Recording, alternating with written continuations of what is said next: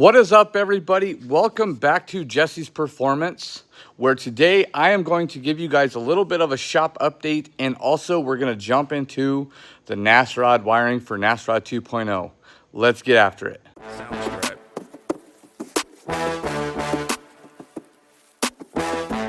All right, so NASROD 1.0 chassis has found its new home with Zach. We're putting this square body C10 on it. It's got a Texas Speed LS in it, twin turbos, a whole bunch of other crazy stuff, right? This truck's gonna be really cool. I don't know that we're gonna take it to SEMA just because we have a lot of cars to take, but I think it will be at PRI. I'm not for sure yet, but I would imagine it would be. Behind me is NASROD 2.0. Okay, we've been kind of keeping that thing under wraps as far as the color scheme and build goes, because I want to have a really cool unveiling at SEMA. I don't know if everyone's heard this or not, but Hoonigan is bringing back the Burnyard, and our good friends at Burnout Wars will be running that. Mr. Zachary himself will be part of it, which is great because he's the OG, and he's also with Burnout Wars now. And then Zach and Lacey's Burnout Wars program will be there. It's going to be awesome. Like, the best drivers in the whole world at doing what we do will be there. It should be a huge, entertaining show. Which means I need to get the NASROD together. In order to do that, I have a bunch of new wiring for it. So this is the old stuff that we use. Well, this is some of the old stuff. This is just kind of what I've kept around. Okay, it was a Jolt system deal. We had him build it not on site, so it was just by measurements and stuff, and it worked. It worked for almost 3 years. Now, I had problems. Most of the problems were self-inflicted because I was running fuel pumps bigger than we had planned for, fans bigger than we had planned for, things like that, and I had some issues with it.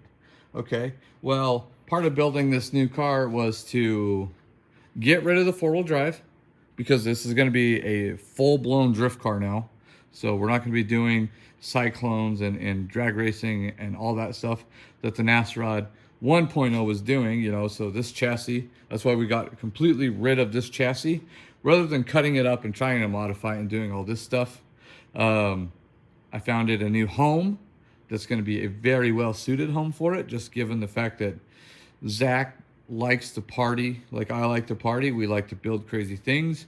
We like to push ourselves and the companies we work with to the limits. And we don't understand what budgets are.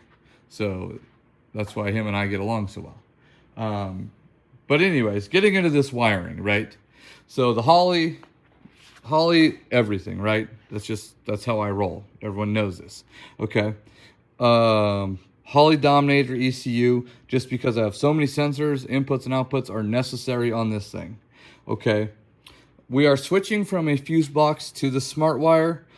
You've heard me preach about these before. I will never stop preaching about these. These things literally just make our lives so damn easy. It doesn't make sense not to invest the money in using them. I can't tell you how much time I spent in popping fuses and diagnosing things, and driving, you know, to a show and having a failure and never even getting to perform. The money is well spent on the smart wire because I can just plug into this port into my USB. It's got faults. It shows me what channel's faulting, what the amperage is. I can tell if there's a part failure, a wire failure, a short to ground. It tells me that thing. Like, this thing here is an ECU, essentially, in layman's terms. It's a body control module. So it's a computer controlled unit for your car. But we're putting it into a custom chassis 34 Ford, right? So it's not like, you know, I have to do anything crazy. It just literally wires up. We have another thing that we're switching away from that we've used a lot in the past is the braided loom, right? Everyone uses the braided loom. It used to be split loom, then we went to braided loom. Braided loom's cool. It just traps moisture, it traps oil, it traps dirt. I don't like it. I'm switching everything over to the Raychem, which is commonly like Mil-Spec or, you know, race spec or whatever. It's just, it's DR25, means it's diesel resistant. It's very, very good for abrasions. It's very good for chemicals. It will last a long time. It doesn't get hard, as far as I know. I've been using it for a couple of years now with no problems. We've been using it in the Honda world for like over 10 years with no problems. So it's kind of the new standard of wiring, is this Raychem, you know, Mil-Spec, motorsport spec wiring. So the whole chassis will be done in that. I wish I could show you more of the chassis. Maybe I'll break the video up and show you kind of how we're doing things on it. It will really make you guys rethink your builds, I think, I hope. So on this car, we have dual air compressors for onboard air. So this is the air relay. Just because I didn't want to take up a lot of channels in the smart wire, we'll just use this big external relay. I think it's like 140 amp relay. So it should be fine. I got ground distribution, power distribution here. These are our inputs for our smart wire, our CAN inputs. Brushless Holley fuel pumps. This is something we had switched to early last year after we had a fuel tank failure and some fuel pump failure. So we are going to be using the brushless fuel pumps now. We have them in the Burn Bird. They work. Zach's running them in all his burnout stuff. They work. Things just work, right? I think it's a TI piece, like a Walbro piece is what it starts out as, and then Holley does their thing. And anyways, we get all that stuff from Holley, and it's really, really good stuff. We also are going to have XK Globe back on board. We're going to wire it in a little bit differently this time. Same great product. I think we got their newest stuff, so it's even better, more slimline, more colors, more true white, all that stuff. And then here are the part numbers of the harness pieces that I'm using for the Holley. So I'm building my own engine harness, my own chassis harness here, right? So I use this connector kit, and that's got all the LS stuff in it. And I'll have a few extra pieces that you don't need. And then we use this flying lead harness. And why I like it, and I'll show you guys, is it comes with a huge umbilical cord, right? This used to be attached to this, right? So it's literally your ECU pins, your main two pins, connectors there. And then this bundle of wire, and it's got a huge length. So you could literally put this thing under the back seat or wherever you wanted to, or, you know, it allows for a lot of crazy routing. And I think they even make a longer one than this. I think this one here is 12 feet, and I think they make a longer one. But I literally just take and pin the ECU, and I figure out where my bulkhead connector and the firewall is going to be, and that's where I chop them off at. And then I'll put our bulkhead connectors, which I get from, I think it's Mavman. No, hold on. Scratch that. I forget who I get these fucking things from. Who do they come from?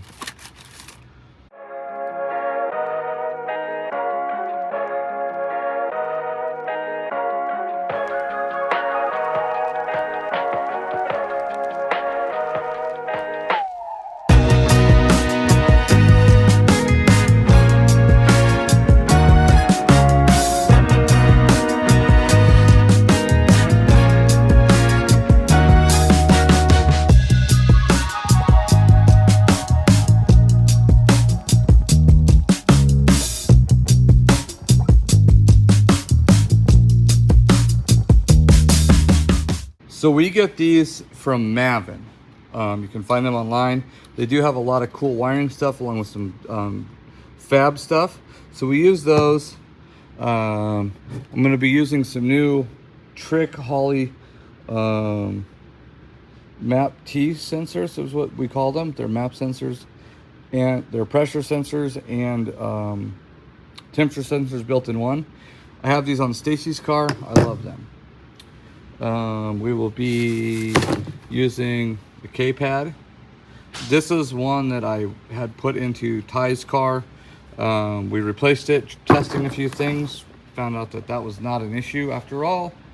So yeah, it's gonna be cool.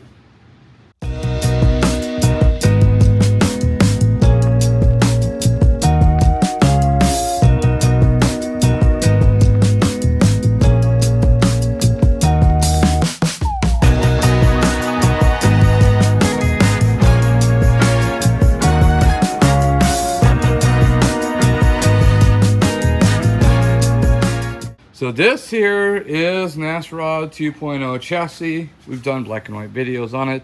This portion of this video is going to also be black and white, just to kind of keep it under wraps. Now, if you've really paid close attention, we have let it slip a few times, but you know, maybe go back and look through some of our videos and see if you can't find out what it is. Okay, so basically it's a C6Z rear cradle, transmission, torque tube, front cradle, the same bad to the bone Steve Morse engine, spec clutch, drive shaft shop, aluminum drive shaft, and then I do have drive shaft shop axles for it that are not in yet because I just need to take it apart and swap them out. Our friend Carlos at Race Wheel Repair did the chassis powder coating for us. Like literally when I was doing this, I was in a rush and I was trying to get it done, and he had it back to me within 24 hours. The guy's crazy. He works like I work, so I love it. And then I had Zach powder coat everything else here. You guys can't see the colors yet. You will love them when you see them. I have no doubts about it.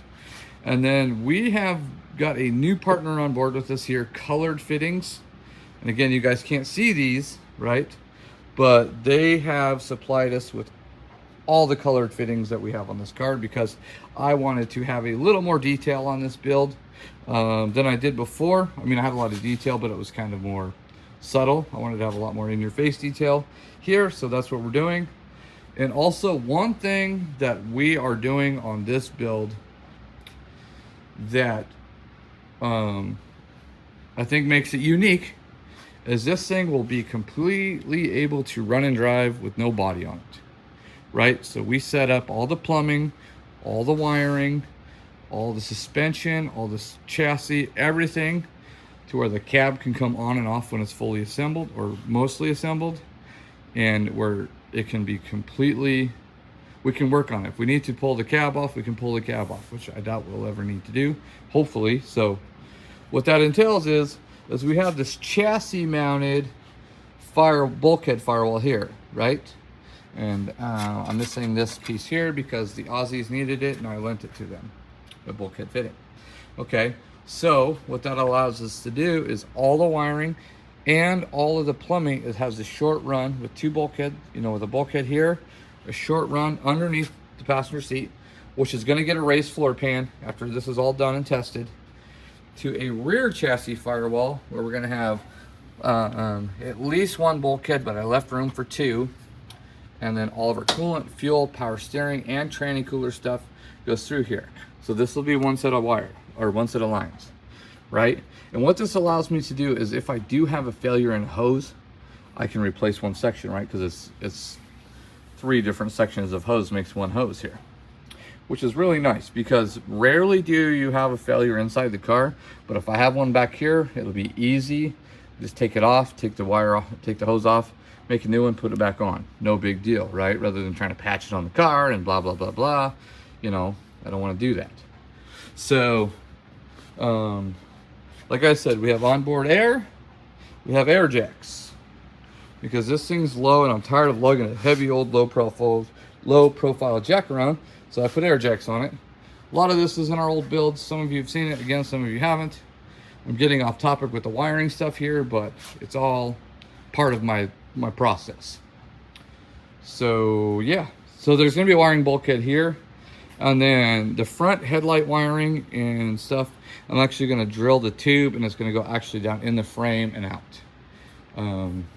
I have a feeling that as long as it's in DR25 getting through there, we're not gonna have any points of failure. You know, obviously the inside of that tube might have some scale buildup if not rust, right? It's just part of this here.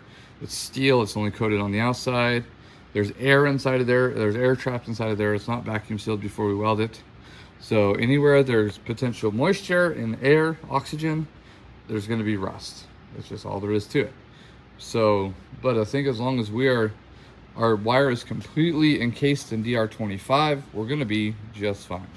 And again, this is all modular, so if in 5 years that wire has an issue, I'll be able to unpin my front end connector here, unpin the connectors there, and pull it out and replace it. No big deal.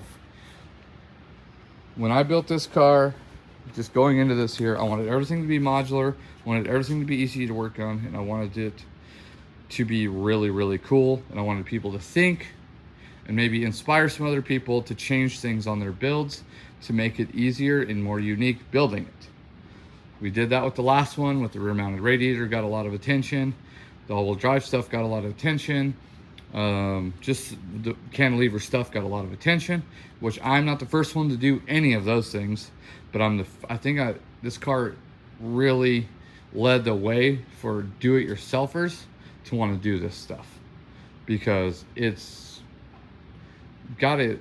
Those things have a persona of being really hard when they're really not if you just simplify them down.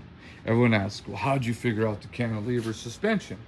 Well, it's easy. You just cheat. You just make everything 1 to 1. If this is 4 inches, that's 4 inches. That way when this pushes 4 inches, it pushes that 4 inches. It's no big deal. Don't get crazy with it. You don't have to run crazy ratios and stuff.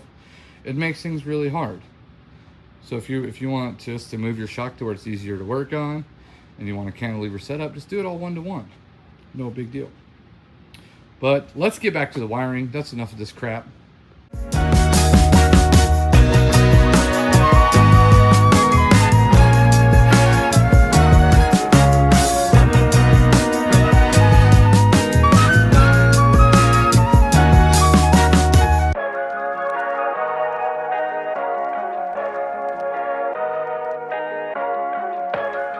So what I've done so far is we're gonna have a G meter just for shits and giggles. 1 stage of nitrous, 2 stage of nitrous, no big deal. I got with Dave over at Nitrous Outlet and said, hey, what solid state relays? He says, although I'm not an NOS guy, these things work, use them. And I said, cool, I already have them here. So we got those controlling our nitrous system. All of the pulse width modulation will be done through the Holley. As I said before, everything's rake hemmed. I don't rake hem these and seal these up because if I ever have to work on it, we're in trouble, right? I'm not perfect. Things do need to change and adapt and overcome. And, you know, in that instance, I don't want these to be sealed. I want to be able to work on them. If I got to switch a pin or add something, it'll make it easier. I won't be cutting anything apart. So I'm already working on tying in my engine side to my body side with my fuel pump trigger wire to my smart wire and my ignition trigger wire to my Holley, right? Those are the two I've already got going. You can buy all of these pins and do it yourself real nice. These are Molnex or Moltex. I'll verify what it is. But these are the smart wire pins here, right, which are readily available. Not a hard piece to get. And then you can buy all the Holley ECU pins from Holley. It's not a big deal. I have a part number. I'll put that in here too if we need to.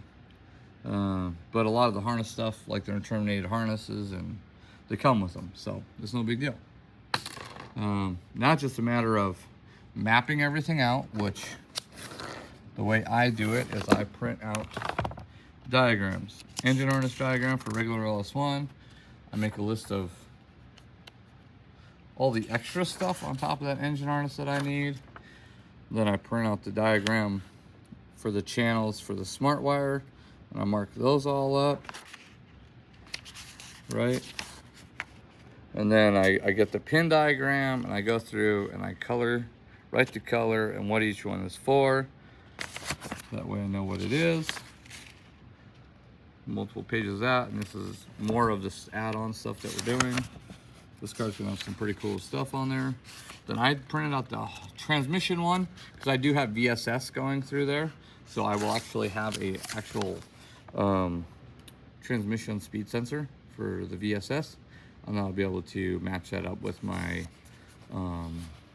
GPS stuff, and we can potentially do some traction control out of that depending on how well the GPS stuff works. That's my thought here. And more connector stuff, and I think that's it. And another thing that I find helpful when you're doing at least the Dominator is go through and just put a piece of tape on and mark the connectors. because it's easy when you're moving things around to get these mixed up. And then that way you can say, okay, J3, B5, boom, put the pin in. You know what I'm saying? You don't get it mixed up. Oh shit, was it J4 or J3? You can just look and see. You're good to go. But I got a lot of work to do. I'm gonna set up the time lapse. You guys are gonna see me work some more. If I have any good information in meantime, I'll stop the camera and I'll whip out my handheld here, which is just my cell phone, and I will show you guys what I'm doing or what I'm talking about or what I'm trying to do next. Let's get it. All right, everybody, that's it for this video. Thanks for hanging with us. Be sure to like, subscribe, ring the bell, do all that stuff, because all that stuff helps us keep going and making $1 to put back into these hot rods. So thank you. Sounds great.